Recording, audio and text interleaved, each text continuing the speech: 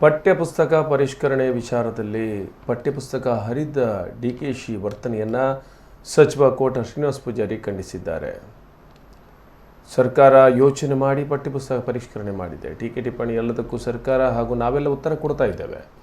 ರಾಷ್ಟ್ರೀಯ ಪಕ್ಷದ ರಾಜ್ಯ ಘಟಕದ ಅಧ್ಯಕ್ಷ ಡಿಕೆಶಿ ಅವರು ಸಾರ್ವಜನಿಕವಾಗಿ ಪುಸ್ತಕ ಹರಿದ ಮಟ್ಟಕ್ಕೆ ಹಿಡಿದಿರುವುದು ಆತಂಕ ಉಂಟು ಮಾಡಿದೆ.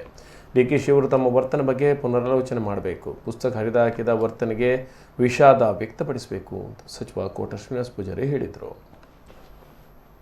ವ್ಯವಸ್ಥೆಯಲ್ಲಿ ಒಂದು ಸರ್ಕಾರ ಒಂದು ಯೋಚನೆ ಮಾಡಿ ಪುಸ್ತಕದ ಪರಿಷ್ಕರಣೆಯನ್ನು ಮಾಡಿದೆ, ಪಠ್ಯಪುಸ್ತಕ ಪರಿಷ್ಕರಣೆ ಮಾಡಿದೆ.